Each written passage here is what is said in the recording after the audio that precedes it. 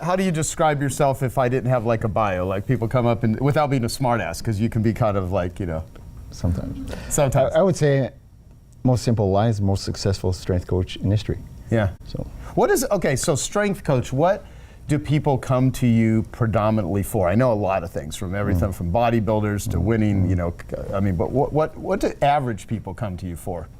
Well, I don't really work with the average, but the average athlete that comes to see me basically is interested in winning. So probably my biggest success in my career is Ellen Maroulis, who became the first American to win an Olympic gold in wrestling. Okay. But when she came to see me, to be politically correct, she was a bit fluffy. And she could do 0 chin-ups, 0, okay? So for somebody who had been on the national team for 8 years, that wasn't so good. So 9 months later, she could do 2 chin-ups with a 55-pound dumbbell. And she only weighed about 125. And then she won the World Championships. And then by the time she went to Rio, the Tuesday before she left, she did 2 chin-ups with 66 pounds on the rings, which is much harder to do. So when she defeated Yoshida, who had only lost twice in 20 years, she was a big ticket in Japan. Oh, so speak up is what they're saying. Just okay, so what happened is that she defeated a girl that only lost twice in 20 years. Okay. But I was trying to watch it online, and then I kept getting texts and WhatsApp from my students go, hey, congratulations. And in every media around the world, whether it was Sweden or the Emirates, they said, Ellen Maroulis won because of strength. So it was probably the best marketing I could ever do for myself. But even Yoshida, she went on national TV in Japan, and she said, my opponent was much stronger than me. I had to concede defeat. And now Ellen texted me yesterday, and she's a celebrity in Japan because she's the first person to defeat. And then when she fought Yoshida last time, Yoshida turned her into hamburger meat. So the second time she fought her, she says when she grabbed her wrist and pulled her, she goes, whoa, she's much weaker. But I said, no, it's not that she's weaker. You're much stronger now. And that's what made the difference. But she goes, it was a shock to her when she made first contact in Rio. Interesting. Very cool. Well, okay, so what does it require mentally and physically to perform at that level? Because I think it's a combination of both. Yes. I mean, but the thing is that Ellen Maroulis is probably the poster woman for dedication. I mean, she went 18 months without having dessert. She didn't have Christmas dinner, you know. And we have a saying in sport: "What does third place taste like? Cake." Right? So, so the thing is that she was very, very committed. But she, for example, learned Japanese so she could understand what the coach was telling her on the mat to her opponent, so she could figure out the next move. Wow. So, you know, Helen, of all the athletes I've coached in my life, is probably the most detail-orientated athlete that did every single thing. She watched YouTube videos of her fighting. She could understand her moves, you know. And now what we see is that now everybody's copying Ellen. So they're trying to see what she's going to do next. And we have a plan for Tokyo for that. Okay, awesome, awesome. So for people that are here in the room, which are like a bunch of driven, successful entrepreneurs, male and female, I want to talk about some different advice and recommendations for people here to get in as optimal condition as they can on all levels, and things that, anything you want to talk about to improve not only their physical bodies, but their sleep or anything that you think is important. I first met, okay if I tell the story how we met? Yeah, so we both have a friend named Janet Atwood who actually invited both of us, unbeknownst to both of us. We had heard about each other because I had been Bill Phillips' marketing consultant since 1996. And Charles was writing for Muscle Media magazine. He's written for pretty much everyone. And basically, I'd heard of him, and he's, you know, had a big reputation in the world of fitness and bodybuilding and powerlifting and you name it. But I never met him in person. And so we go to Fairfield, Iowa, and we both go through meditation training for TM training. And that's how we met. And so we spent 4 days together, and with like 5 other people who were all my friends, going through meditation training. And it was kind of funny because we're in a hotel where there was like nothing to eat except a bunch of carbs, right?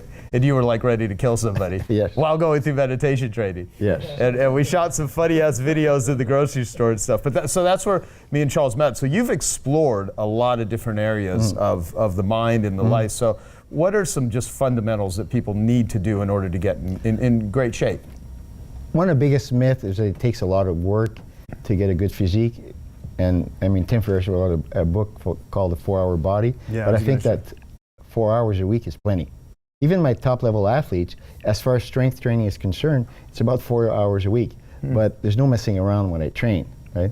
And I think what people should realize, the room is full of entrepreneurs, but the difference between you and Olympic gold medalist is not that big because you're very driven. But the problem is that the way I explain to people is that you're like an oil lamp. And the flame is the yang energy. So the bigger you can burn the flame, it's great. So people, spend a lot of their energy. But the problem is they don't take care of the oil. That's what we call the yin reserve. So executives should be really focused on building a highest possible yin reserve to be as yang as they want to be. Because, how many of you work 16-hour days? It's quite common, right? So, and then you cut back a lot of things. And I think that the modern trend is to say, you have things like the one thing or Tim's philosophies, but you should try to shorten your workday and take care more of your yin reserve. And sleep is the limiting factor. 72.8% of Americans complain of sleep disorders. Wow, 72%. Okay, so where do we have most accidents in the US is when we put the clocks forward and we lose an hour of sleep. So they put more cops on the road because there's going to be more accidents. So just 1 hour of sleep makes a huge difference in accident statistics. So I think that we have to take care of our sleep patterns. And there's also, what I like to say to people is that the two biggest stressors are related to their mouth. In other words, it's the things we say, and it's what we put in our bodies. And the thing is that happens is that you never had somebody say, oh man, I was so stressed last night, all I could eat was Brussels sprouts, right? So people will say, okay, I was so stressed last night, I went to 3 boxes of Pringles, 2 kilos of chocolate chip cookies, blah, blah, blah, blah. So we tend to self-medicate with carbohydrates. Why? Because we found out a long time ago that cortisol, which is a stress hormone, is lowered by insulin, right? But the problem with insulin, it's your friend sometimes, but for most of us, it's the enemy. Because insulin is the hormone of aging. So the more insulin you make, the faster you age. And controlling the fat loss process is managing insulin. The more you can control your insulin, the better you will do. Great. So when we were outside at lunch, I was doing a Facebook Live video, and I said, what's the best piece of health advice you could give to people that would be a total game changer? And you said if grains were eliminated from the planet, but the caveat being that half the world's population survives because of grains, and people, if there weren't grains, people would die. If you have the availability of food, like most people in this room, how would you eat? Okay. What I've worked a lot with the hockey players, football players, and I got to make it very simple for them. So I say, ask them a question. I said, ask yourself, did the food you're going to put in your mouth was accessible to a caveman? And I run a test. So I go like steak. Oh yes, a caveman could have that. And then donuts. And they go, ooh, is there a donut tree? No. Pop, is there a river, pop river? So if a caveman had access to the food, you can eat it. So that's a very simple rule to simplify our eating habits. Did cavemen have, what about grains? They did have access to some grains? Very little. Yeah. Grains are more linked, the grains started to get popularized in ancient Egypt. And then what we saw though, if you look at skeletal remains, is that's when we start to have degenerative diseases. We used to be much taller, much more muscular when we were living more off a Paleolithic diet. Yeah. So when you travel, as most people here, they travel a lot. How do you eat when you're on the road? Well, the thing that you have to realize is that I actually do a lot of my teaching schedule based on the countries where I could find the proper food. That's why I don't go to England, right? It's like a third world country when you look at food. So, and all those of you in England on Facebook Live, hi there, how you doing? no, but in all seriousness, to be productive, you have to eat properly. But one of the things, for example, with jet lag, I just did a post today in some of my pages, is that the food you eat when you land in the country will make a big difference how your brain's going to behave. So, for example, as they land, they say, "Oh, we're now going to prepare for landing." Well, you should drink about 1.5 liter of water. Why? Because if you ever notice, it's really hard to fall asleep if you got to pee, right? So, basically, when you drink a lot, you activate the kidney meridian, which is the energy meridian. So you drink a lot of water. Then this thing you should pull out of your briefcase or your purse is caviar. Caviar is probably one of the best brain-building foods, and you have to reset your neurotransmitters. And the yang neurotransmitters are dopamine and acetylcholine. So you could have caviar, or you could have, if you don't like fish, you could have roast beef.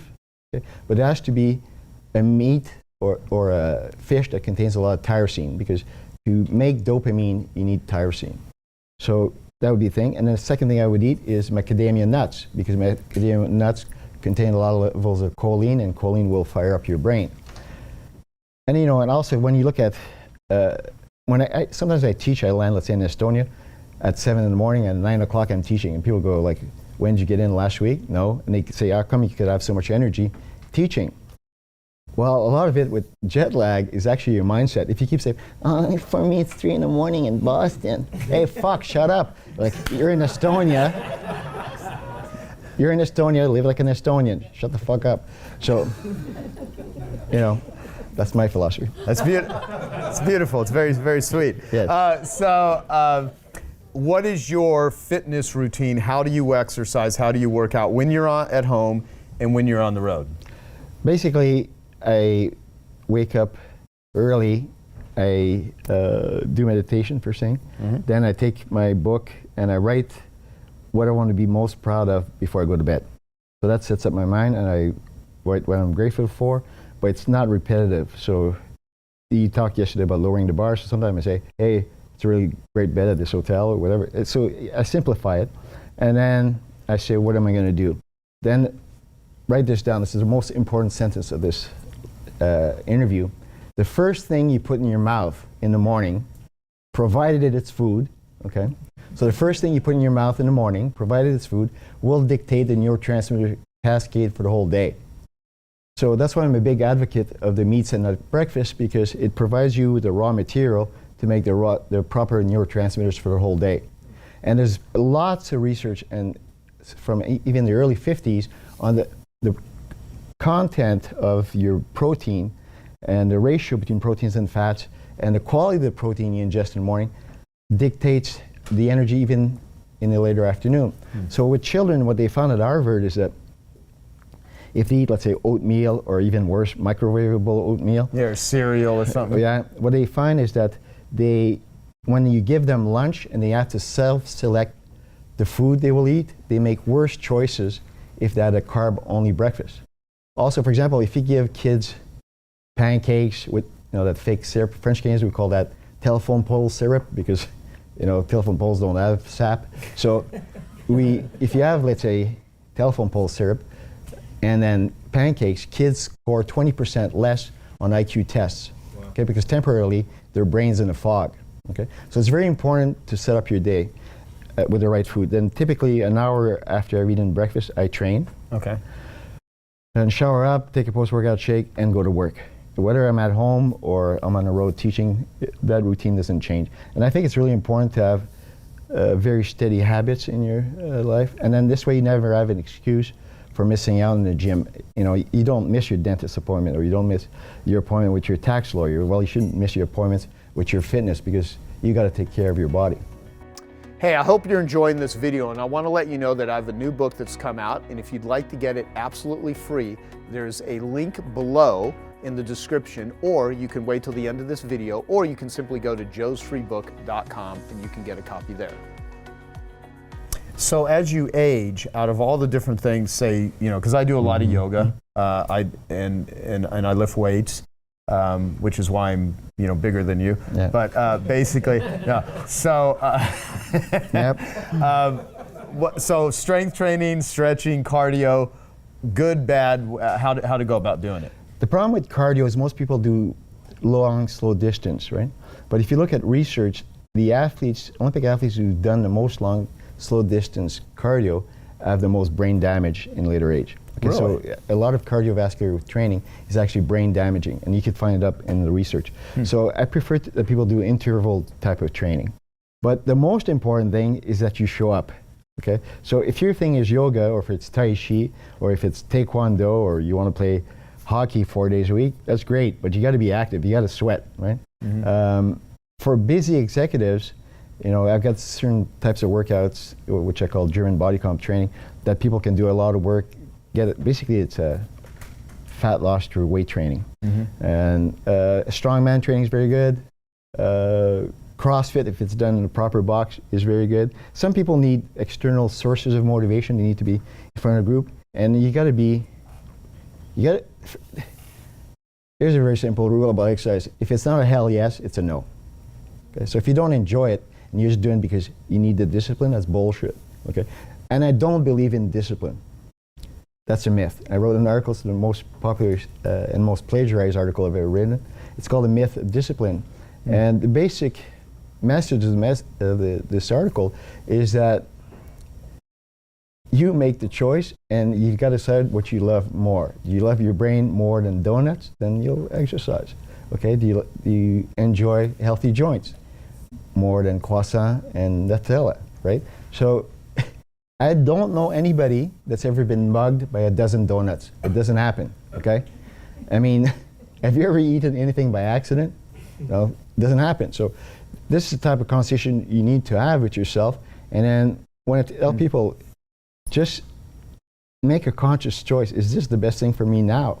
But don't tell me you don't have discipline. What you're telling me is you love donuts more than having a great physique or a healthy physique.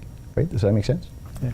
So when people, body fat and stuff, some of the things I've worked, because I've been through several of your workshops, like multi-day trainings and stuff, is people's ability to, because so many people, it's a vanity thing. They just want to lose weight. They want to look good, and it's almost like secondary or circulatory system, or how your heart's going to be, or how your brain's going to function. I mean, it's like we live in a culture that is so much about how they look. And what I've learned so much from you is hormone levels.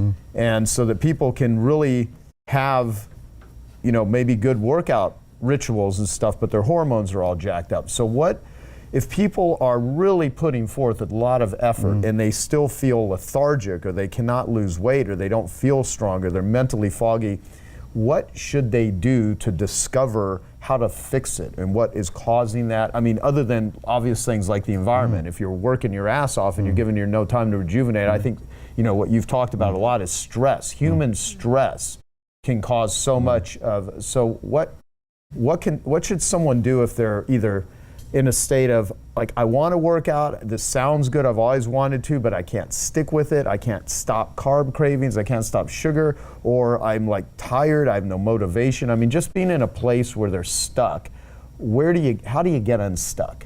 Okay, the first thing is, I always tell people to do this. The best day to change a habit in North America is Saturday. Okay, so you don't have to rush to go to work, so you say, okay, I'm going to commit. But I think people overcommit. So I say, just go to the gym 10 minutes, okay? So it's better to undersell, right? And then after that, they could work it out. But the thing where they would have the most impact is actually sleep.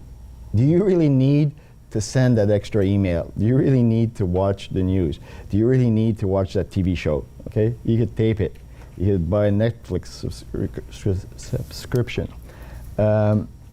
There's a lot of research out of Germany that shows that the earlier you can go to bed, the better it's going to be for your hormones.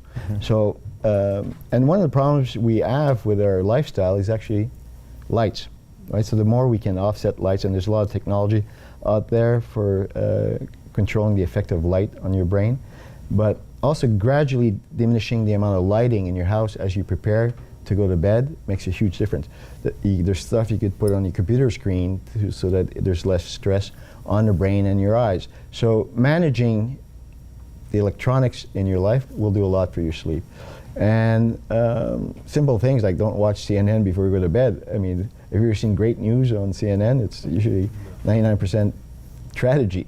So, and the thing that TVs in bedrooms, I think, are incredibly unproductive sort of devices, especially for entrepreneurs. You know, if you have nothing going on in your life and TV is your biggest highlight, then maybe, but you know. Yes, and then, you know, simple reading and book reading and journaling will do a lot for your sleep, because one of the things with sleep is that people can't shut off their brain. One of the most common disorders I see in executives is the inability to shut off the brain. So journaling is one of the best way to get it out of your system, and I like people to journal before they go to bed. But having a grateful log, in my opinion, is probably the biggest step for sound sleep. And then, and you have to have what we call a sleep routine. So you have to have a countdown of what you're going to do and the activities you choose before going to bed. And if you go to my website, strengthsa.com, I've got lots of sleep strategies. But for example, there's a botanical called reishi mushroom. And one of the names in Chinese means the mushroom for the professor who lived too much inside his head. So reishi mushroom is actually an anxiety lower. It's an anti-anxiolytic. And then if you consume reishi mushroom extract before you go to bed, you actually have better sleep. There's a lot of different amino acids that can make a huge difference on the quality of your sleep, like theanine, okay? That comes originally from green tea. How much magnesium you take before going to bed makes a difference. So a lot of people have inflammation because of stress. So for example, taking a probiotic with glutamine an hour before they go to bed lowers inflammation and they sleep better. I mean, the amount of sleep strategies that are possible for anybody are limitless. Right? Okay. So I have a person who is in this room that I've been trying to, I'm not going to say who it is, that I've been trying to encourage them to quit drinking sodas, because sodas are pretty much like liquid Satan. And I don't consume hardly any sugar unless they sneak it in the foods. And I don't eat dairy, and I try not to eat processed foods. I like eating foods that have a single name, like broccoli, you know, not Doritos, because that's not the same thing. So let's take soda. A lot of people just consume a ton, and there's a ton of sugar waters, juices and stuff. Good or bad? I mean, horrendous. Like, horrendous. Okay. Horrendous is the best word. The thing is that Americans consume 50% of their calories through liquids. Okay, so I think that one thing we should do is tax the hell out of it. Tax the hell out of liquids. Of sugar liquids. Yeah. Right? So if it costs $97 to buy a bottle of Coke, the consumption will go down pretty quick. Well, and that's where many of the healthcare costs are going to people that are consuming. Exactly, exactly. And then, so basically, water, teas. I'm really big on coffee, but it's the timing of your coffee that makes a big difference, right? Wait, when you said first thing you eat in the morning, I was going to ask you, what about coffee? Well, from what the research shows with MRIs, you can see which areas of the brain lit up when you consume certain foods. I recommend that you eat solid food before you take your first sip of coffee. Okay, yeah, because I know many people that the first thing they do is they drink coffee in the morning, and then they get to the other stuff if they get to it. And if they're too busy, the coffee becomes the way that tides them over.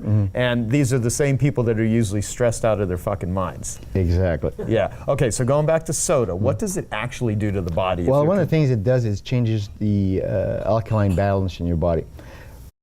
One thing that, for example, a very good orthopedic surgeon from the Valley showed is that the more the kids drank soda, the weaker the bones are, okay? Because it contains a lot of phosphates, and if you consume too many phosphates, you actually leak calcium out of your tissues. So when I was a kid, I never heard of a guy playing football who broke his patella, right? But nowadays, since the 2000s, kids who break their patella playing American football is an epidemic. And the main factor associated with broken bones in teenagers is actually soda consumption. So besides, and then the thing is, there's all sorts of artificial sweeteners and additives that we're not even sure if they're healthy. I mean, I would like to see the science behind it, but there's no such thing as a. Well, one of the things we know is that one of the most common additives in soda is sodium benzoate, and it is the chemical most associated with prostate cancer. So if you consume a lot of sodas, you're more likely to get prostate cancer.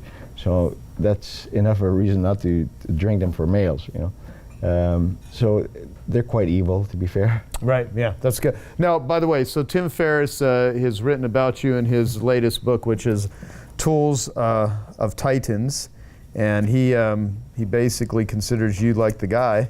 So there's a bunch of pages of stuff, which is kind of funny. And he has a quote from you: "What you put in your mouth is a stressor, and what you say, what comes out of your mouth, is also a stressor." And so, yeah, so. It's a very good book, 600 pages, and you got, basically it's the top 30 of his most downloaded podcasts. Yeah, so listen to the episodes with Charles. Yeah, they've downloaded already over 1 million copies of that podcast. It's the 10th most downloaded podcast of the Tim Ferriss series. And I still get emails every day about that first podcast. I just did another one, and I think it already downloaded 700,000 copies. So it's a very good medium to deliver the information. Totally. Well, if you were to get in a physical fight with Tim, you think you could take him? Yeah. I'm going to say, someone could tag Tim Ferriss so he can watch however far. Is that still going? Yeah. Is it? Okay, good. Awesome. So what we're going to do, we're going to take a couple of questions from the audience. Just talk really loud if you could so that people can hear it. So what is your drink? You said you take a shake after your workout. What is it? What you consume post-workout will affect how fast you recover from the workout. But what is in the drink is a function of how lean you are, right? So if you take your shirt off and your shape is like a melted candle, well, you got to stick to proteins and some amino acids. And if you're very lean and you have a lot of muscle mass, then it would be a combination of carbohydrates, maybe 5 different types of carbohydrates like pentacarb from ATP Labs, and a protein. But one of the things we see clinically is a lot of people are actually intolerant to whey protein. So I prefer to use straight amino acids. Or some people are allergic to dairy from cow but not from goat. So you could have goat protein. I'm not big on plant proteins because it's about as nutritious as the cardboard box. So I prefer to use straight amino acids if I'm not going to use dairy-based protein. Have you ever had a green shake or anything like that? It's not a green shake. It's literally you're just taking mixed proteins. It's more of a manufactured shake. Is what you're saying. Correct. I mean, there's also now the technology for beef protein shakes, and they've actually worked on a taste, and they're very good. And that's what JJ Virgin's latest shakes are. Is it's organic beef protein. Yeah. Shaking a steak. Basically, it's a steak shake. The steak shake. Yep. Okay. Awesome. Jennifer, and then we'll go to Paris. So, when it comes to even some of your, like the athletes that you work with, I'll show the Facebook Live to the beautiful audience. You talked a lot about like the yin and some of the mindset, and so how have you been able to get to people to be more consistent with their workouts and some of these things as far as like stopping drinking pot when for the most part it's probably like an emotional thing for them that's stopping them from working out, or an emotional thing, a trigger that gets them to drink that pop? I don't give much credence to that because if people don't control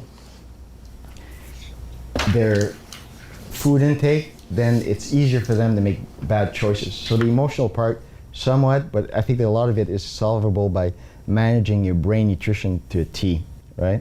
For example, a lot of ADD is malnutrition, right? So you fix the kid's diet and suddenly you can concentrate. Is it addiction? Yeah, and addictions and so on. So I think that if you, there's a lot of papers that have been published mainly out of Toronto and Boston where they look at the composition of the breakfast and how it impacts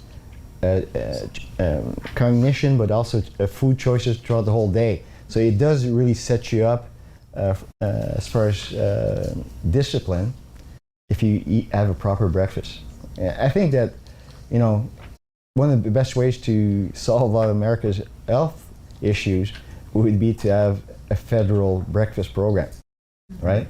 And then you don't have to feed your kids at home. You bring them in half an hour earlier, and they have the right nutrition, right? So if I was emperor of all galaxies, I would standardize the breakfast because that would be a way to fight things like obesity. And kids don't pay attention in class. And ask any school teacher, you can tell if kids eat breakfast and a proper breakfast by the attention span in class, okay? Because it sets you up for the whole day. Yeah, awesome. And we'll go to Paris. I want to clarify, the point on the post-workout shake. A lot of people say, you have a shake with grape juice in it, and it causes you to get insulin, which builds muscle. Am I to understand that you're not a proponent of that? And I'm a proponent of it if you deserve it.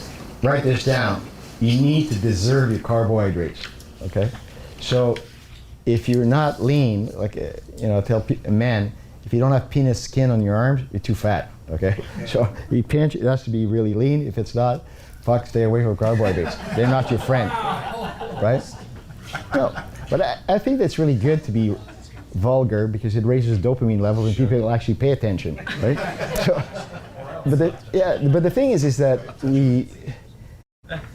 I'm for spiking some post-workout if you deserve it, okay? So you have to be sub 10% body fat for a male and sub 16 for a female. Cool. All right, so if you could say it real loud, Ed, too. Sure. I wonder, Charles, if you talk about the difference, especially on a guy's hormones, with respect to doing isolated workouts versus compound workouts. Full body movements versus isolation. Is there a difference? Yeah, if you look at the research, the larger the muscle mass you recruit, the more beneficial hormones you produce. So if all your exercise are single joint, you're not going to build a lot of muscle mass, you're not going to lose a lot of fat. So if you center your first 70% of your workout around big compound exercise, you're on the right way. I have a friend who's set 76 world records in powerlifting. He says, work on the Christmas tree, not the ornaments, right? So that's Ed Cohn. So I think it's really important that you, it's what I call most bang for your buck exercises. So squats, deadlifts, chin-ups, bench presses. I really like a lot of dumbbell work because it keeps you balanced, and I really like fat handled type of dumbbells. Joe has done a video on that. Yeah, Watson's Gym in the UK. Yeah. Make the best dumbbells in the world. For sure. Designed by Charles. Yes. So, nothing beats the basics. And the thing is that basics are hard work, and people like to avoid hard work, right? I mean, they do tricep kickbacks, and they don't forget to purse the lips. Okay? Well, that's not going to do much for you, right? But if you vomit a lung because you did a set of 20 in a squat, you're going to make progress, right? It's real great advice. Just Yeah. Yeah. The goal workout is that your spleen should come out through the left eye. If it has to come out through, not the right eye, but the left eye, then the workout was hard enough. So we'll take two more. So Summer and then Dan, and then we're done. What are your thoughts on intermittent fasting? Yeah, thoughts on intermittent fasting for people watching the video. Okay. If you look at the research, you'll find that intermittent fasting is beneficial in the very obese. But what a lot of the research on intermittent fasting is look at the world through a straw.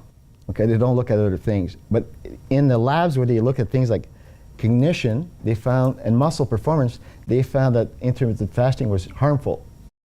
So I think that you should take care of your brain, right? So I'm not big on intermittent fasting. There's different conditions where it depends how you do it. There's a lot of, but one thing they found in women is that it does really mess up the endocrine system. And one of the things I find when people do intermittent fasting, they become food obsessed. Okay, it's like, oh no, another 52 minutes, another 48, right? And then they compensate by drinking more coffee.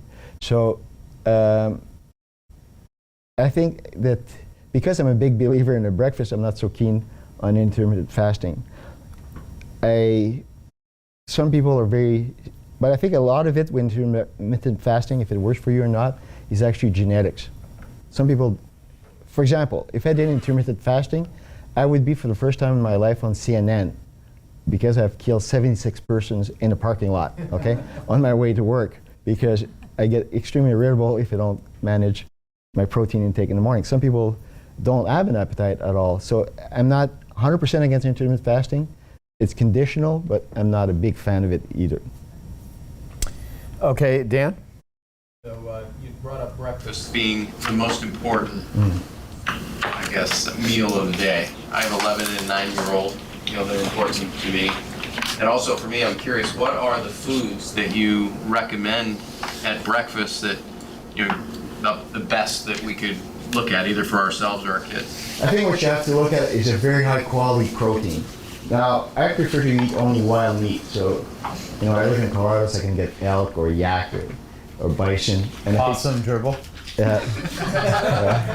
That's if you live in Kentucky. But the quality of the protein is very important. So, and then I would like to have a type of nut. The reason why I like to have different types of nuts for breakfast is that they provide choline, which is a precursor to the neurotransmitter acetylcholine. So it helps you with paying attention and brain speed, which is important in our lives. And then if you can afford it, berries is a good source of carbohydrate. A very simple rule is the thinner the skin is of a fruit naturally, the more phytonutrients it has. Because, for example, a raspberry doesn't want to be sunburned. So how do you protect yourself from the sun, which is an oxidant? You make antioxidants. So if you look at, for example, grapes, the grapes that have the highest amount of phytonutrients are the ones harvested in hills, like in Sardinia and in Spain, as compared to, let's say, German wines, which are in valleys and they don't have that angle of the sun. So berries are a very good choice, and any thin peel fruit is good. Do you advocate green shakes? Green shakes are very good. One of the problems, though, in the industry is a lot of them are loaded with heavy metals. So there's some companies that are good, and some, might as well drink a liquefied bumper. Okay, so the quality of the product really matters. Like if you make it yourself, like spinach. Okay, that's even better. If you make your own green drinks, but I thought you were asking about powdered greens. Powdered greens are there's a lot of very good companies out there, but usually if you can buy it into a regular store, you're drinking a green liquefied bumper because it's full of heavy metals. Okay. What about juicing versus like blending like greens in smoothies? The problem with juicing is that you cut away the fiber, and the fiber is very important to stabilize your blood sugar. So I prefer to use a powdered green versus a juicing.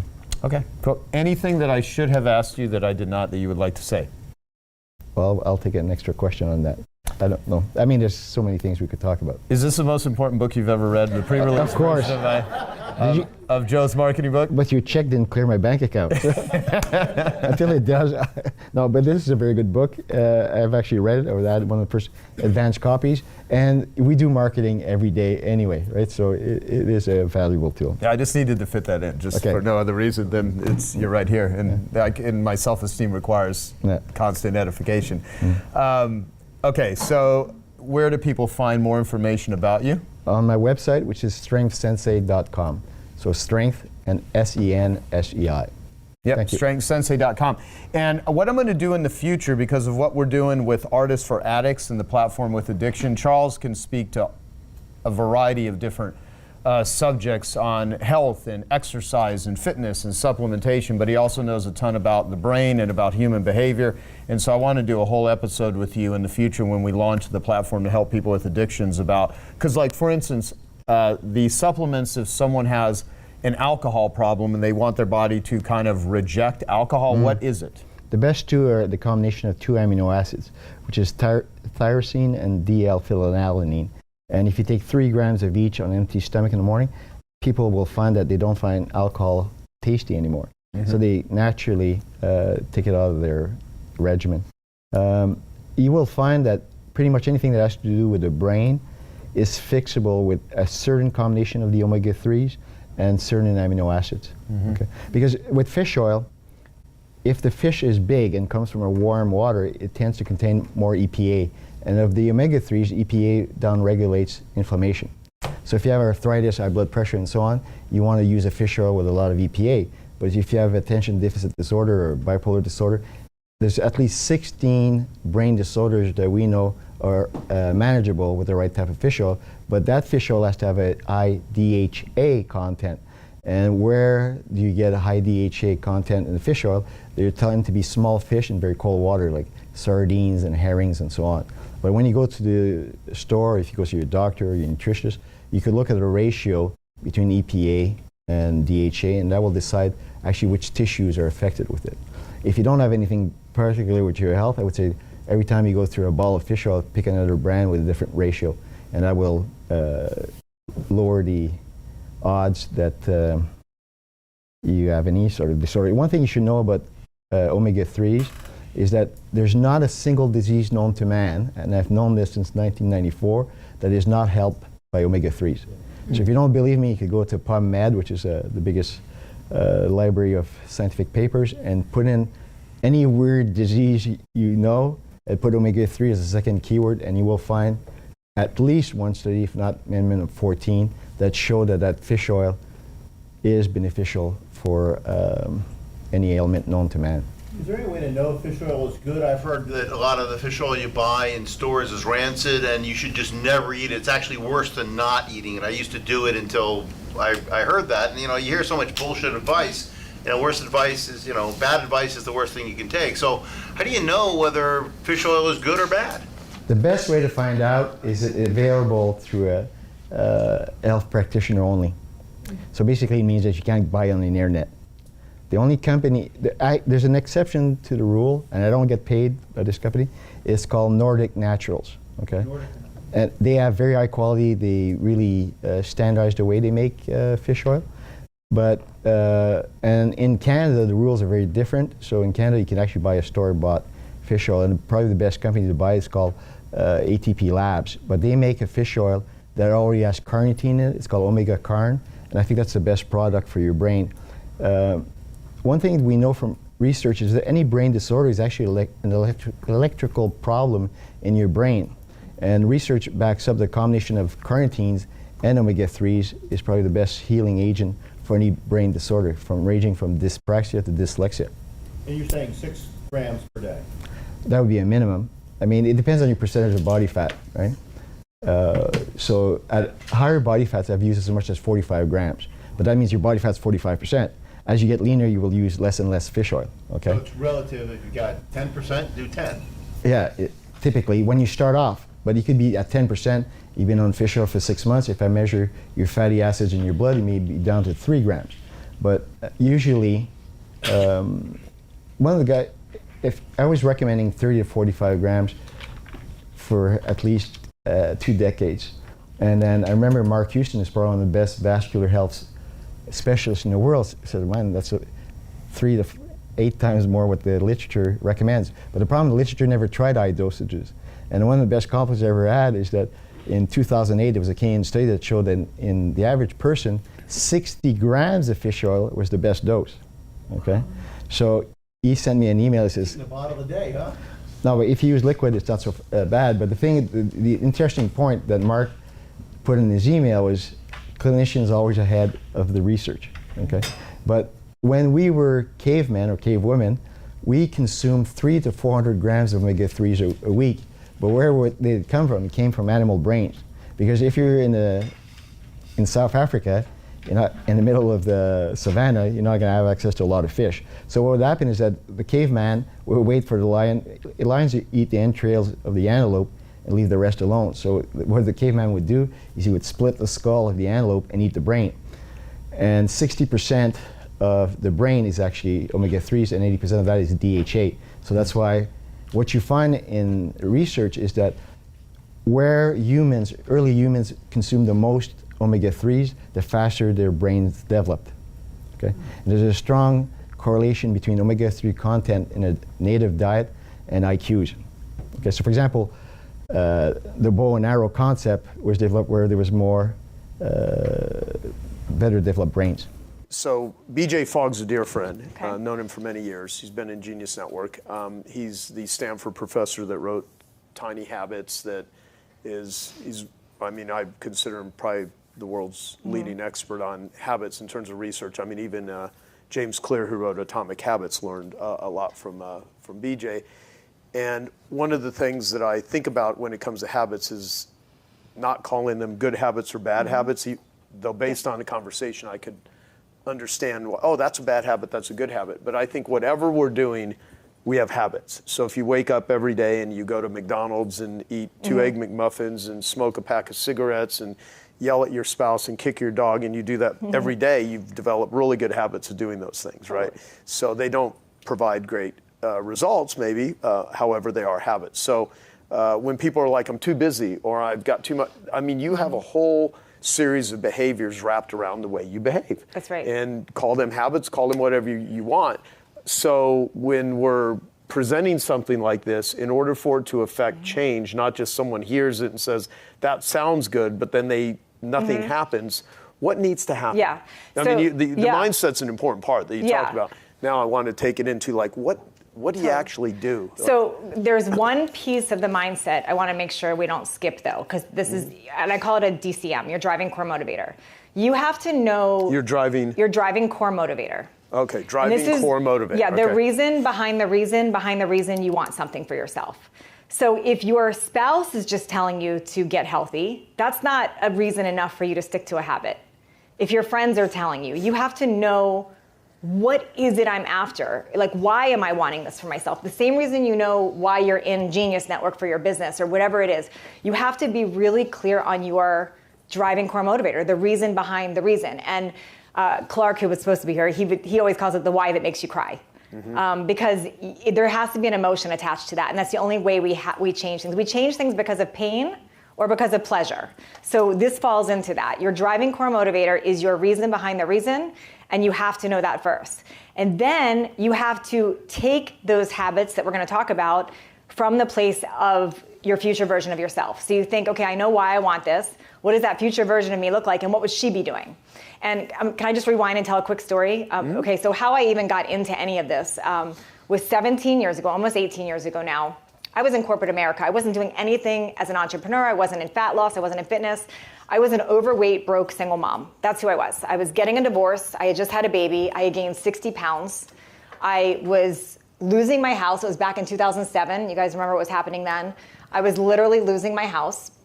I had absolutely nothing, and I was 60 pounds overweight. Now, granted, I had just made a human, but she weighed 6 pounds, and the placenta did not weigh 54. So that was my McDonald's French fries and ice cream sundaes. And I'm only 5'2". It was a lot of weight. But I was getting a divorce. I had literally every frickin' circumstance not in my favor. And I was depressed. I was full on depressed. And I had 4 months of just feeling super depressed. And I remember I was getting out for the day, like my one walk of the day, and I had my 2 dogs and my daughter and the stroller, and I passed one of those window reflections, and I saw myself. And I remember looking at myself, and I was only 35 at the time or something, but I remember just looking at myself in self-beat up, like, what's wrong with you, and why are you overweight, and you look like a loser, and just all this self-talk. And I had this moment of, okay, but what if I decided something different? It was just a thought, like, what if I decided something different? And I started walking home, and I just kept asking myself this question, like, what if something else was possible? And I started noticing, like, just with that question, I had this like glimpse of hope out of a depression.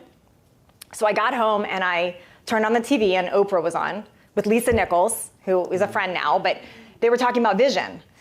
And I remember just like being kind of wide-eyed to it, like, vision, okay. And I remember grabbing a bunch of magazines. They talked about a vision board, which I call a decision board now. But I grabbed all these pictures of like fit girls and just everything I was not. And I remember looking at that board every single day, and I just said, okay, Natalie, you don't feel like this, but if you look at this board and you imagine you're the girl on that board, what would she do? So I had like these fitness girls on this board, and I would say, what would the girl on that board eat today? What would she need to listen to? What would she do? So I started operating as that different version of myself. So back to that question, you have to operate as a different version of yourself. So I started new habits, but not from my broken place. If you try to do new habits feeling like crap, it doesn't work. But if you like psych yourself up, like, I'm this future version of me, you're gonna have a different result. Just like some of you came into Genius Network the first time you came in here, maybe you felt intimidated or like, I'm not this group. But the more you started listening to people, you're like, wait, no, I am this group. And you start getting you feel better, and now you take different actions and you get different results. It's the same thing with our health and our body. We just have to take what we know about business and apply it there. Yeah, very good, very good. So what are some habits that derail people? What habits that derail people are, one, other people. So we fall into people pleasing. Somebody else's time schedule for us, things that we think we're supposed to be doing. So it's external. It's other people's things. And we start thinking we're selfish to do that. And I think it's selfish not to take care of yourself. My dad dropped dead at age 49 of a heart attack. He had massive visceral fat, high blood pressure. He died. He left my mom a young widow at 47. He left my sister 12. He never met his grandkids. I love my dad. I miss him. And I'm mad. So what's selfish? Is it selfish to take care of yourself, or is it selfish to not take care of yourself and risk your health and hurt others? I don't know. It's a question. Yeah.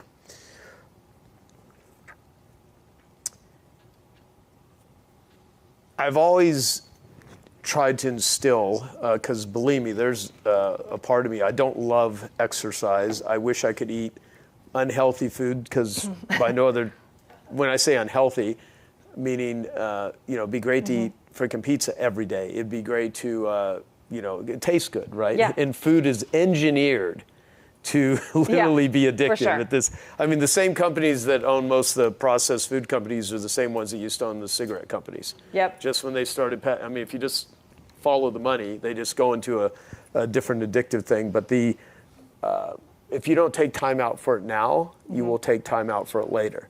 And Dan Sullivan has that line, there's two types of suffering. There's short-term and there's long-term. You decide which one you want. That's right. And the long-term suffering is way more painful than the short-term, where it might be like, let's extract the taste buds that are conditioned to eat this certain way, or, the workaholism that causes you to not get enough sleep or not drink enough water or get sunshine and all of this sort of stuff. But in reality, nothing tastes as great as being lean feels. I used to put that on my refrigerator, and I'll rotate it at times. But it feels good to feel good. And when you don't feel good, and if you don't feel good for a long enough time, you actually don't remember what it feels like to feel good. This is true, and I'm going to add to it. And I'm a woman, so I can't speak for men as much. But with women, hormone shifts, declining thyroid, a lot of things, even unhealthy guts, this is men and women, you will affect your cravings. And like if you have gut dysbiosis, if you have parasites, which 50% of people do, by the way, so it's not a weird thing, it's a real thing, it'll take over your brain. You will crave things and feel like you need junk food that you don't. So it's not about having more willpower or saying, what's wrong with me? Why can't I eat healthy? Or why, because that can end up being a guilt thing. Again, what's wrong with me? That's the detective work. Why am I having these cravings, and what do I need to do about it? And with the amount of things we have available to us now, there's no reason to suffer with that. There's so much help for your gut health. There's so much help for thyroid. Heck, there's help with GLPs and microdosing them and turning off food noise. There's so many possibilities to help, to give you tools to be able to eat healthy and nourish yourself. So if you do have that thought of what's wrong with me? I hear you, Joe. I should eat healthy. It feels good to eat healthy, but my brain is telling me I need gummy bears, or it's telling me this. You got to be a detective and find out why and get help there. Yeah. Okay. So now, really, I'm glad you brought that up, because that. Let me, say this then. It's very similar where my brain is going with addictive cravings, Yes. where people are constantly viewing people that they consider behaving badly or can't control their desires, their urges, their cravings. Stop it. Say no. Well, if you have a parasite in you that's craving something, it's another creature inside the body that is overriding any rational logic thought. So someone that doesn't have that, I'll just to go on a little bit of a ADD tangent here.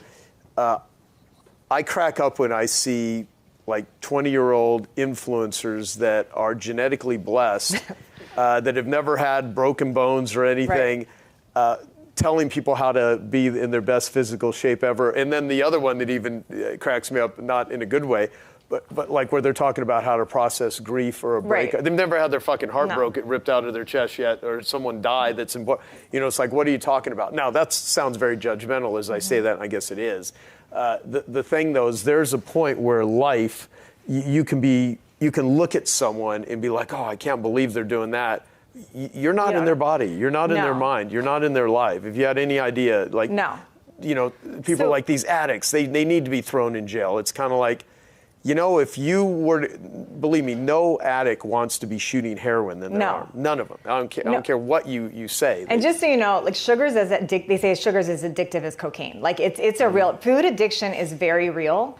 And so is issues with our body that are craving things. And I'm going to give you, can I give you a detective story here? So, so somebody that meets me now, they don't know anything about me, and they see me at the gym and they're like, oh, you have abs, you're 53, it's your genetics. Okay, my genetics, cancer, heart disease, type 2 diabetes, autoimmune, obesity, my genetics are the worst. In fact, when I had my DNA done, I have like terrible mitochondria. I got all the bad mix of genetics, so that's first and foremost.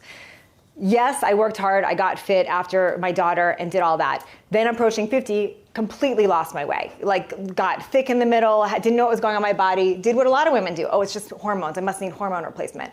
Okay, no, it wasn't just that. Took a blood sugar dysregulation and being told I had type 2 diabetes to say, nope, something's up. I know I don't have type 2 diabetes. Became a health detective. Learned I had gut issues. Literally, parasites showed up on my test. That's rare. Like usually you do a GI mapping, it doesn't show up. Mine showed up. I literally had a parasite. So went through a whole protocol to do that. My friend Laura, who put me on the protocol, says to me, something's feeding that. You don't just get parasites. It doesn't happen. Something's feeding it. Learned I had a ruptured breast implant. Had breast implants for 33 years. Most people dismiss that stuff. I'm like, nope, detective, take them out. Took them out after 33 years. Went through detox, learned I had a house with black mold. Okay, so lots of stuff, right?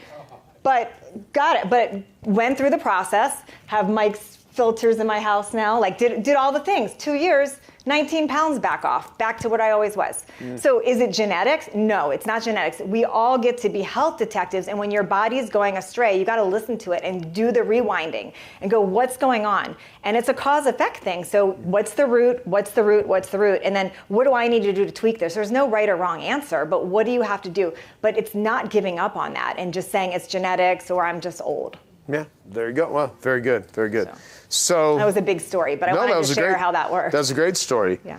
Well, I guess, what are some tools and tactics that you utilize today that you have discovered, be it peptides, be it any nutritional supplement, be it anything that you think would be worth sharing that has been a big lever for you? Okay, a lot of things. Number one, BPC 157, best peptide out there for pain. If anyone's dealing with pain or inflammation, that one is life-changing to me. BPC 157, injecting it, or you can do the oral. But I think that's just a huge game changer. I also think minerals. I think most of us are depleted of minerals. So whatever brand, I happen to love Beam Minerals. It's what I use. There's lots of brands, but minerals. Your body has trillions of cells. Carolyn's a member of Genius Network. Shout her out. Love her minerals. Love them. Beam. Beam. Also a fan. And these are people I work with, but I honestly, whether I've worked with them or not, I would swear by them. You're not going to avoid toxins in your life. Like toxins are everywhere. But getting your body really efficient at detoxing, so something that you and I both have are an infrared sauna. So I happen to love sunlighting. So infrared sauna, using Jasp air filter, amazing. Clean out your air quality, like so much junk in our air. So having that, those are huge, just like simple hacks. One of the best things that most people are not getting is the sun. We should be in the sun every single day. Just notice how different you feel just going outside. That's free. Like, just get yourself outside, get some direct sunlight in your eyes, on your body. I'm not saying go fry your skin. People take it to a whole extreme. Just get some sun on your eyes. Be out in nature. It's so important that. As far as like gadgets, red light. If you can't get out in sun, or red light, whether it's in your infrared or just something you use at home, another game changer. That's a big one. As far as food, I'm going to say I always go back to unprocessed, natural, real food. Like 95% of your diet should be it once grew. Like, is this food that once grew? Is it natural, unprocessed, and real? I mean, it's honestly as simple as that. I mean, that's one of the biggest things. And I have like lots of little, red light glasses at night, another big important thing. So we are not meant to be under these fluorescent lights, these bright lights. Oh, by the way, our lights now are not fluorescent. Oh, look at that. We have lights that produce serotonin. Yeah. So I use, at night when the sun's setting, always covering my eyes with using blue light blockers. So I happen to use Viva Rays, which are great, and they have different lenses, but really aware of that at night, just to have your body release its own melatonin. So So that's some of the things. Love it.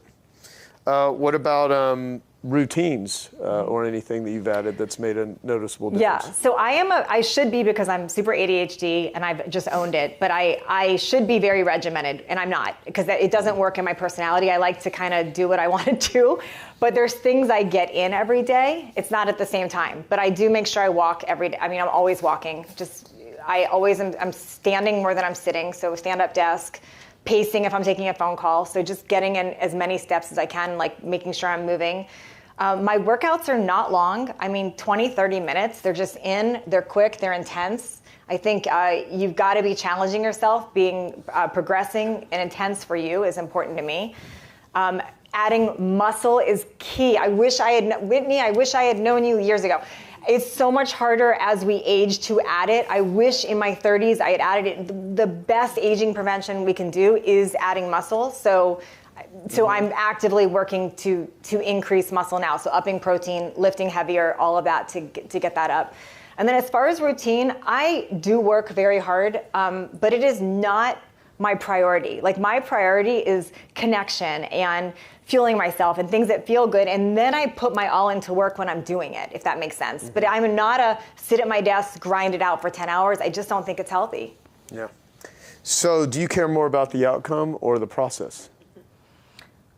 That's a good question. I would say outcome, typically. I don't think I'm ever really thinking of the process. I'm just getting to the outcome. Yeah, it's kind of the ADD brain too. Yeah, I mean, I think I need to learn how to enjoy the process more and be in the moment, but I don't think I ever really think about it. Huh? Okay, Yeah. no, that's good. So you're holding it in your hands and writing your book, Good Energy, that comes out soon. You did it with your sister. Yeah. What was the most surprising thing you learned, and what's the most immediately actionable piece of advice you could give to people to stay healthy at any age? This book is about to come out. Yeah. The shocking thing for me, and what's a core point of this book, is Casey graduating from Stanford Med School and having to choose between 42 medical specialties, right? So a doctor, the way you advance in medicine is siloing the body. Yeah. And the book gets into this, but that is a very intentional process, literally written by John D. Rockefeller in 1909. The Flexner Report actually completely just shoved away holistic medicine or any type of metabolic view or interconnectedness of medicine and said we need siloed views of medicine. That Flexner Report in 1909 that basically created our system of how doctors are trained is still the guiding document for medicine today. And it was all about siloing, because John D. Rockefeller was the father of the modern pharmaceutical industry and wanted to silo disease so they could be treated. It's very orchestrated. And that leads to my sister graduating from Stanford Med School, choosing between 42 specialties. She focused on the head and neck, then was about to do a fellowship, basically focusing on like 3 millimeters of the face. The dean of Stanford Med School had a disease named after him and did a even more specialization and was like 2 millimeters of the face. Like, that's how you rise up in medicine. And the key point here is that there's so much incentives to make things complicated. Again, if you have an acute issue, see the doctor, that's great. But the book really tries to make the point that it's simple. The most simple, actionable advice is, like, literally, if you cut 3 ingredients out of your diet: sugar, obviously, ultra-processed grains, and seed oils. Those 3 things. If you scan the labels for those 3 things, that advice, in my opinion, is more impactful than every single nutrition study ever conducted in the last 20 years. There's been 50,000 nutrition studies peer-reviewed, created in the last 2 years. It's all obfuscation. It's all confusion. It's all to basically tell us some ultra-processed food is not good. If you literally just hunt on your label for added sugar, ultra-processed grains, which takes the fiber off, basically just hidden sugar, hits your bloodstream, probably covered in a ton of glyphosate, really bad, and then seed oils, also created by John D. Rockefeller as an industrial byproduct to oil production. He lobbied to get them approved as food, extremely processed, inflammatory oil that's now the top source of American calories. If you can, it'll be magic if you can rid those 3 things from your and your child's diet, or at least try to limit them. Throughout the book, we have just very simple principles. I'm a huge fan of Huberman and Attia and these optimization guys. I think they've done a lot of good things, but I think we have a bad incentive in the health kind of influencer ecosystem. You know, they attack different forms of exercise. They say you need more zone 2 or you need more this. I don't think there's an epidemic of people moving for 150 minutes a week being unhealthy. Like, the key thing is just starting, like, literally, and that inevitably puts you on a path of curiosity. We've got the diet wars confusing us, the vegan or the, carnivore, obviously. If you go on any, I guarantee it, right? There's not an epidemic of people trying to eat non-processed foods and ridding those to their diet and like becoming super unhealthy. And if inevitably it leads to a path of exploration where you figure out what's right for you, especially if you add in blood tests and more bioobservability, which we give detailed plans in for the book. So I would say it's just, we are being confused by design. Like, that is what I did early in my career. It's how do we fund more studies? We didn't care what the nutrition studies said, right? The fact that there were just more and more and more confusing people was the point. So we lay out the problem, we make the overarching thesis that we don't need incremental changes, we need to change those 42 subspecialties to a metabolic view of health. 90% of medical costs, 9 out of 10 killers of Americans, are the same thing. Heart disease, kidney disease, diabetes, many forms of cancer, Alzheimer's, which is now called type 3 diabetes, and highly metabolic related. You can attack all these things with the same thing, and that's what we try to lay out in the book. Yeah, it's great. And so it's called Good Energy. Casey Means so go ahead and pre-order the book because it's about to come out soon. And yeah, in the way that I met Callie was our good friend Ann Atkinson. She said, there's someone here that I think you really would hit it off with, and I think we spent like half a day or something afternoon just talking, and that was last year, and realized, wow, we share so much of the common beliefs, and so yeah, really good.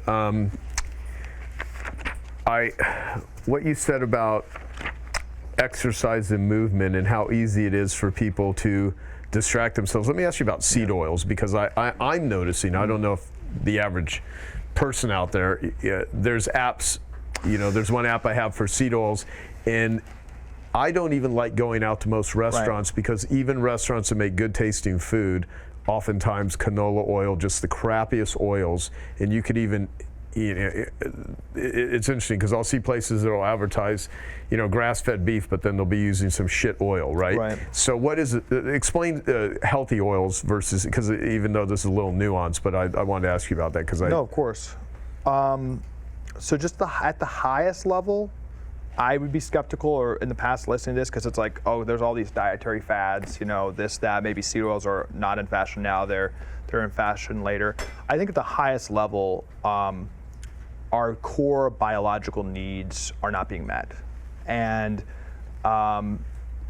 what we do in the book and kind of my framework, and I think the framework for public policy we should have, is really like what we evolutionarily are made to do. Like, we're not evolutionarily made to eat food that was created 100 years ago. Like seed oils at the foundational level are not natural foods. They're a highly, you can Google videos of how they're made. It's absolutely disgusting. And my sister, as I mentioned, doing the sinusitis surgery, not realizing why the patient had sinus inflammation so bad they had to be knocked out and cut out. Not even being reprimanded when she looked at the charts and asked whether the diabetes and the depression and the heart issues, cardiology issues that the patient was also seeing doctors for, whether those are connected, didn't even speak to those doctors, right? Fundamentally what seed oils to me represent is we have inflammation. We've got all of these like random problems popping up because inflammation is our body's response to foreign substances. It's usually a good thing, but we are being bombarded through a lot of ways with foreign substances. Now, I wouldn't want to go back 200 years and trade modern conveniences, but this is a cost of modernity. And that is why our body is, it's just, you'll have a lot of doctors throwing these BS peer-reviewed studies saying seed oils are fine. It is a foreign substance. The healthy fats, they're things that humans have eaten since the dawn of humans. Mm-hmm. Squeezing an olive and getting some of the oil from an olive that you can just do yourself. Grass-fed butter, avocado oil if it's made correctly. It's things that are just easy to understand how that product is made. Yeah, like coconut oil. So, I mean, I will. Will sound kind of funny, and I know this is getting a little nuanced, but I make a lot of hard-boiled eggs. So when I travel, and when I go to a restaurant, if I'm going to eat breakfast, I'll oftentimes get eggs poached, so they're made in water. And I was staying at a hotel last week for A360, and it's $1,000 a night at this hotel, and almost everything's made in shit oil. Yeah. And it's just like, and so when we cater food here, healthy oils, healthy organic foods, like, you know, I purposely pick food here that's going to be healthy because it's not what most people are getting at other places. And I'll carry sardines with me when I travel in case I'm going to be, you know, because everything is just, even you take healthy meats or healthy vegetables, but then you soak them or fry them in, grill them in seed oils. You're just polluting what could be a healthy food. Yeah, I mean, fundamentally, our framework is our cells are under threat.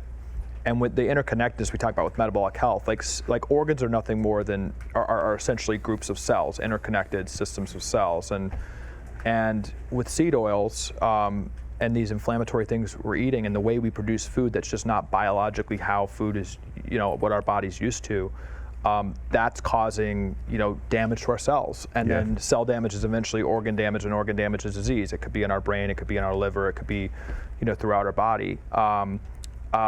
Something kind of a framework that's really helped me is like we're really good at differentiating like most things. Like if these 2 glasses of water, one had arsenic in it, we'd understand like don't drink the one with arsenic. Right.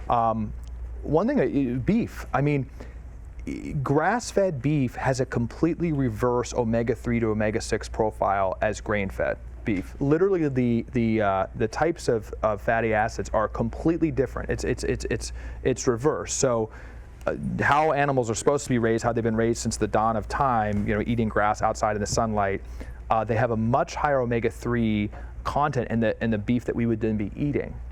But we've put, you know, industrial farming, give them GMO corn, soy type products, you know, inside, cramped. Their actual makeup of the meat itself is much higher omega-6, which is much more inflammatory. Yeah. So it's actually like, we don't even like, I think most doctors, right, they don't actually understand and see the food we're eating and what's done to it for the core components of it. Like our job with food is to match like our biological needs, and there's been a lot of talk about this, but with seed oils too, you know, much higher omega-6 content, which just cause more inflammation. So it's really just hunting and being more knowledgeable and being this path of curiosity, and we have the ability to do that. But yeah, that's to me what seed oils represent. Yeah, thank you. When preparing for this talk today, I asked myself, what could I possibly offer in 10 minutes to my Genius Network tribe? And I heard Joe Polish's voice in my head, and I came up with ELF for health. So I want you to ask yourself, what's the most valuable asset you have in your business? What is it? It's actually you. And in more particular, it's your health. How many hours do you spend a day on your business, or working in it or on it? And how many hours are you spending on you, on your physical, your mental, and your spiritual health? Is it equal? Or even close to? I doubt it at this point. So let's define ELF for health.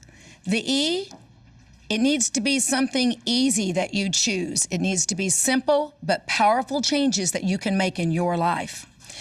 The L is for longevity. Longevity here means lucrative for your business, because if you live a long, healthy life, you're going to be able to do everything that you're passionate about and get it done. And the F is for fun. That means choosing health programs that you can commit to for the long term because you actually enjoy them. Most of you know your Colby score. Do you know your health score? You've been to your doc, he says, hey, everything's fine, but you don't feel fine, or even worse, you're masking symptoms. So I would ask you to understand that we cannot see everything in a scan or a lab. Learning to listen to your body is very important. I do work with major institutions and researchers, which affords me the opportunity to have access to leading edge medical information, and I love it. And just like you run your business, we want to be first, we want to be fast, and we want to be sustainable. So we need a health plan our plan that is novel and enjoyable. And that brings me to 2 universal health truths. Number 1, DNA is not your destiny. Epigenetics is where it's at. What are the things that you can do that'll turn off the bad genes, turn them down, and turn up the good genes? And the second is your body's own pharmacy is not only the best molecules, it's the right molecule at the right time, in the right dosage with no side effects, and there is no medicine more powerful than what your own body produces. No medicine or biohack, it's you. Hey, I hope you're enjoying this video, and I want to let you know that I have a new book that's come out, and if you'd like to get it absolutely free, there's a link below in the description, or you can wait till the end of this video, or you can simply go to joesfreebook.com and you can get a copy there. When I work with people from all over the world, I literally work from stage 4 terminal cancers to elite athletes. What do they have in common? I find that they all need balance in these pillars of health. And I put together a questionnaire for you today so that you can assess your own pillars. Those of you who are here, they just gave you out the handout, but hold on filling it out yet. And those of you watching, just write down these 6 words: sleep, body, BM, energy, mental, and spiritual. Now I'm going to describe each one of these sections, and then I'll ask you to rate yourself on a scale of 1 to 10. So let's start with sleep. How much quality sleep are you actually getting? Is it REM? Is it deep? Do you have an aura ring? Or do you not know? So I'm going to help you. A 1, you rate yourself a 1 if you can't get to sleep and you don't stay asleep. A 10 would be you wake up in the morning, before you get your coffee, you have energy, you've had 8 hours of restorative sleep, and you continue to have energy throughout your day. So rate yourself honestly, scale of 1 to 10. Next, let's move to body. Now, this is beyond your weight and your physique and your BMI and all these things. It's not really a stat. Are you happy with your body? A 1 would be you feel and look weak and flabby, and you don't like looking in the mirror. A 10 is you love your body, it's working well, and you're taking very good care of it. Next section, BM. Yes, that stands for bowel movement, and I am going to talk about your poop today because it's very important. What is it normally? What should it look like? From your wrist to your elbow, about that long. About as big around as your wrist, in the middle of it. It should be a log. It should not be anything except for a log. It should be a medium brown color, easily pass, and it shouldn't stink very bad. So what's a 1? A 1 is stinky poo. It's short. It's not formed, or it's rabbit pellets. That's a 1. A 10, every day you are so proud of what you produced, you really wish you could show someone. Rate yourself. Energy. Are you ready to go in the morning? You wake up before that coffee, you have that energy, and you don't crash during the day or by the end of the day. A 1 is you wake up tired, you're tired all day, and then you can't get to sleep at night. That's called wired and tired.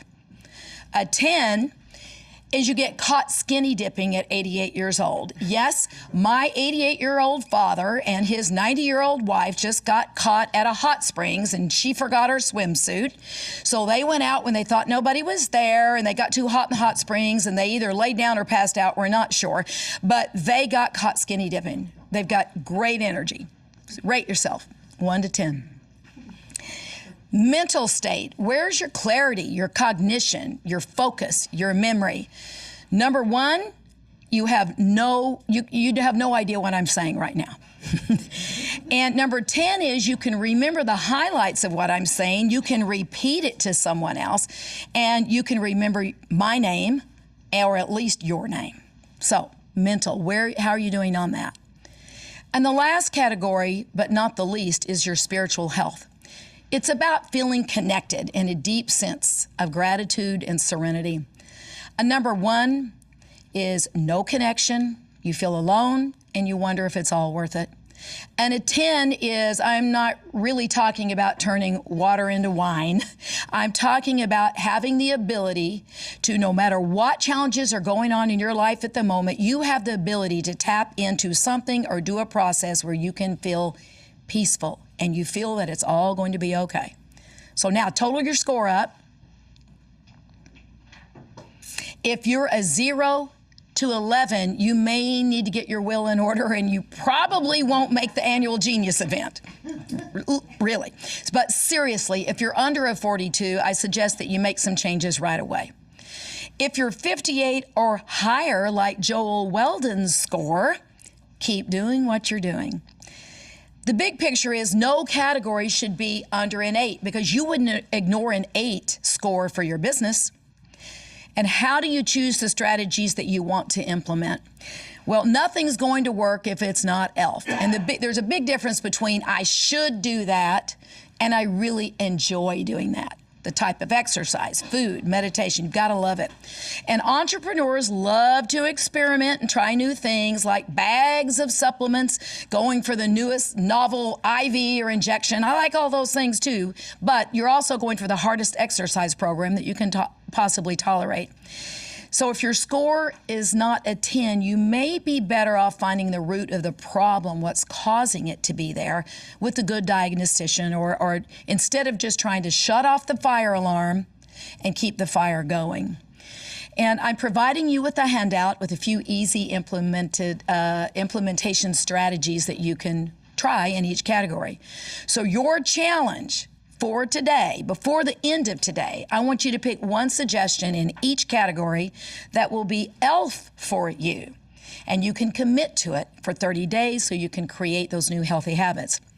And for Genius Network members, I'm offering a 17-minute, that was Joel Weldon's, can't be 15, it's got to be 17-minute free consult just to help you individualize your plan if you need me. You may be wondering what inspired me to become a bridge between alternative and conventional medicine. In my first semester of medical school, I was privy to a woman that the medical community had given up on. After a medical mistake that caused a massive stroke in all 4 lobes of her brain, she ended up in the intensive care unit, and all the neurologists said, she's not going to live. If she does, she will be in a vegetative state. I spent time with that patient at her bedside, and I felt something that prompted me not to give up on her. And I went outside of traditional medicine and worked with her, and she not only survived it, but she had a great quality of life with her family for over a decade. And when she left the hospital, the doctors and nurses called her the miracle lady. Now imagine how that family felt to have her for 12 more years, good years. I know this because that woman was my mother, best teacher I had.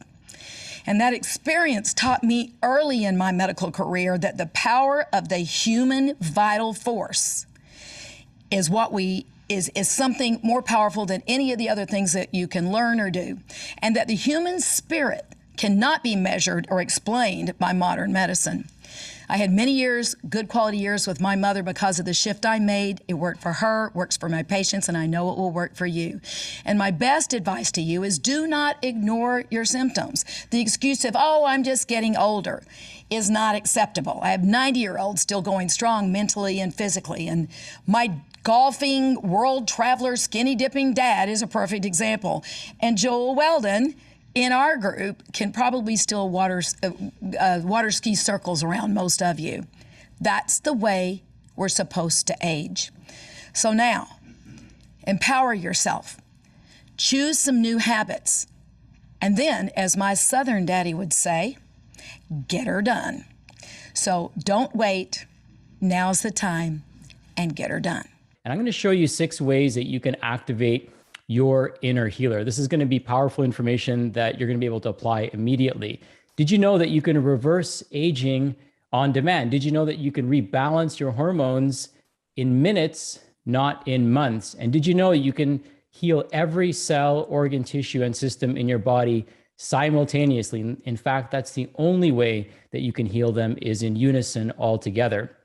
I know it sounds hard to believe, but health doesn't have to be complicated, overwhelming, or expensive to get rapid, safe, and permanent results. And I know it sounds crazy because we've heard it takes forever, costs lots of money, and you must take tons of supplements. Today, I'm going to show you how to get even better results in less time while improving your health like never before.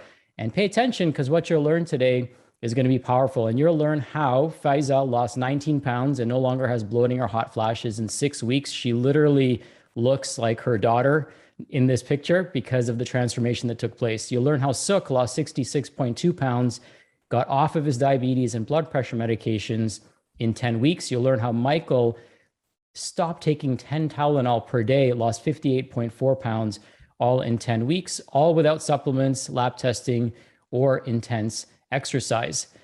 As Tim mentioned, my name's Sachin Patel, is my lovely wife, Deepa, and the reason I live each and every day to the fullest is my son, Devin, who's 11 now. So my goal is to leave a better future for him and all of your children and grandchildren. My story starts in 1997 when my girlfriend at the time's friend called me skinny. And looking back, I was actually at a healthy weight, but these words scarred me and led me on this downward spiral of just doing whatever it took to gain as much weight as I possibly could so I'd never be called heavy. I went from 140 pounds or so all the way up to 185 pounds. And my goal was to get to 200 because I never wanted to hear those words ever again. At age 32, after I got married, you can see a picture of me here. I was about 185 pounds. And now this is me at age 44, totally transformed. And in fact, based on recent blood work I had, I've reversed my biological age by about 4 years. So this is entirely possible for me and therefore entirely possible for you. I'm going to share this formula today. Functional medicine, positive mindset, wearable technology, and self-love truly transformed my life. And that's why I'm going to share this with you today. I've written a book called Perfect Practice. I have a podcast by the same name. I'm an award-winning clinician. We run an award-winning business. We've built orphanages, schools, and food banks. And I'm also an award-winning father and soon to be the CEO of Canada's first publicly traded longevity company. Now, in the next few minutes, I want to show you a revolutionary approach that we've spent the last 3 years developing. So pay close attention because this literally could change everything for you, but more importantly, it could change everything for someone that you love and deeply care about. I'm going to share with you the 6 rights to activate your inner healer so that you can create sustainable health practices, rapid measurable changes, and a living legacy of health. Most importantly, I'm going to show you how you can become your own best doctor. This is the $1 trillion secret that Tim mentioned. And all this so that you can finally get to the root cause of what ails you and reverse any condition on demand. You can reduce the risk of hospitalization from COVID. Right now, the top 5 reasons for COVID hospitalization are 100% preventable and 100% reversible using what I'm going to share with you today. And you can better leverage your time, money, and efforts, and easily, depending on how old you are, add 1 to 25 quality years to your life. A fun fact is if you lived 1% longer, that'd be about 280 days. And I know we all know someone who lived an extra 280 days so they could be around a little bit longer. So we can give them one more hug or one more kiss or have one more conversation. And at some point that will be us. And I want to show you how to extend your life in a proven way starting today. So I know you're probably thinking, I've tried everything. Being healthy is hard. I've already spent so much money and nothing seems to work. Getting healthy takes years. I don't want to take any more supplements. You should see the garbage bags that people bring into our office. I've spent thousands on testing. I don't want to starve myself. I don't want to take drugs or hormone replacement medications. And my body's been like this for years and it won't budge. You know, we worked with over 5,000 clients and we hear almost all of these things on a weekly basis. But most importantly, people think being healthy is expensive. And maybe this might be hitting home for some of you, but some of you might be in a position where you might think that one more program and my spouse is going to kill me. So I want you to suspend all your limiting beliefs and hear me out. If you're ready to become the most productive, creative, energetic, and healthy version of you, then let's go through these 6 rights. But sit back and enjoy. I've actually created an extended guide of what I'm going to share with you that goes into more detail so you don't have to write anything down. Number 1, mind right. So why do we need to get our mind right? Well, first of all, our mind is a 5-dimensional printer. It prints our reality. Our most persistent thoughts become our reality. Where the mind goes, the body follows. And we all know that thoughts become things. Some tips to get your mind right. One is to find your community. So being in Genius Network helps us shift every single month that we connect into the right mindset. You want to optimize your environment because we know, as Benjamin Hardy would say, that willpower doesn't work. And we have to be sold on ourselves before we can be sold on anything else. I want you to stop watching the news, especially right now, mindfulness, meditation, and spend more time in nature. These are ways that you can optimize your mindset. Number 2, I want you to breathe right. This is very overlooked, low-hanging fruit. So why breathe right? Well, first of all, it normalizes your blood pressure, which is the #1 cause of a hospitalization right now. Number 2, it reduces the stress response. So we can actually modulate the stress response, not just based on how we think, but actually how we breathe. It also improves lymphatic drainage. Almost all disease starts in the body sewage system, which is the lymphatic system. It also enhances creativity. Believe it or not, breathing correctly improves creativity. You will also wake up more refreshed. And a few tips to breathe right. One is you want to have proper oral posture. Your tongue should be in the correct position in your mouth in order to optimize your breathing. 3/4 of the tongue should be at the roof of the mouth with the tip of the tongue just behind the front teeth, gently positioned. Your tongue is actually a postural muscle. It will relax the muscles in the back of your neck and shoulders because it actually holds the front of your head up. So that positioning of the tongue will force you to breathe through your nose. Nasal breathing has many countless benefits, which you'll learn more about in the videos I'm going to send to you. And one way to ensure that you breathe through the nose is by taping your mouth closed at night. This might sound strange or might sound really weird, but trust me, it works. It can be transformational. We have so much data and evidence to prove this. Number 3 is I want you to light right. What does that mean? Why should we light right? Well, we get deeper sleep when we expose ourselves to the right type of lighting. It lowers our cortisol. Believe it or not, artificial lighting at certain color temperatures will raise our cortisol. It increases dopamine when we get sunlight, especially in the morning. We improve our immune health by things like vitamin D production and also by enhancing melatonin production. It also helps us balance our hormones. And I'll show you in just a moment how to do that. So here's a diagram that shows the rhythm of melatonin and cortisol. So many of us think of melatonin and we think of a sleep hormone. In fact, melatonin is your most important immunomodulating hormone. So if you want to improve immune function, you want to increase melatonin production, not just take it, but you want to improve production. And the way we improve melatonin production is by lowering cortisol, but also by exposing ourselves to complete or as much darkness as possible. And natural lighting, such as candle lighting, red lighting, or even campfires will not decrease melatonin production. Artificial lighting and overhead lighting will decrease it by up to 40%. Cortisol is another hormone that's driven by the rising and setting of the sun. Cortisol is highest in the morning. And so getting sunlight in the morning is so important to jumpstart our body. And sunlight in the morning also increases dopamine. So you want to get morning sunlight, turn off overhead lighting in the evening after the sun goes down and use uplighting instead. Use red bulbs in the evening and wear blue and green blockers after sunset. And you could definitely connect with Dave Asprey on this. Number 4 is move right. Why move right? Better mood, improves lymphatic drainage, enhances creativity, better balance, fewer injuries, and a deeper appreciation of our physical body. We were meant to move. You can ask Whitney Jones how well we were meant to move. Joyful movement is what you want to do. You want to pick activities that you love doing. This morning, my wife and I went on a beautiful bike ride because I love this time of year. And we just spent time in nature, breathing in the fresh air, soaking in the sun. You want to stack activities with being in the sun, and you want to move throughout the day. So move every time we have a break, get up and move around and tune into your breath. You're only as good as your breath. Just like when you exercise, you're only as good as your form. However, when you move, you're only really as good as how well you're breathing. So make sure you're breathing correctly. Number 5, sleep right. Why sleep right? Better cognition, creativity, fewer cravings, less belly fat, more energy, better detox, and deeper healing.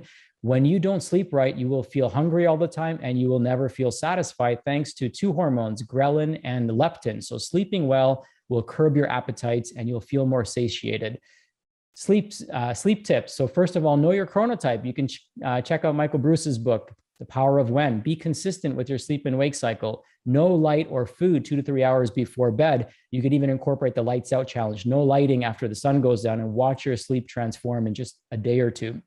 Sleep in complete darkness in a cool room, and get an Oura ring to track your actual sleep metrics so you can see if your most powerful healing tool, sleeping, is actually giving you the healing powers that it needs. Number 6, really quick, digest, better immune health, improve nutrient absorption, less need for supplements, less chronic inflammation. You'll eat the right amount and no more stinky farts.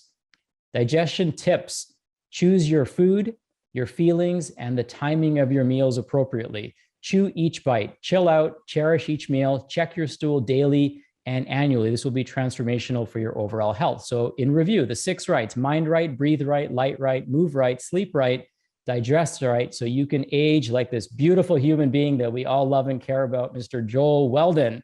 And you could be skiing, and you could be doing all the fun things that life has to offer at any age.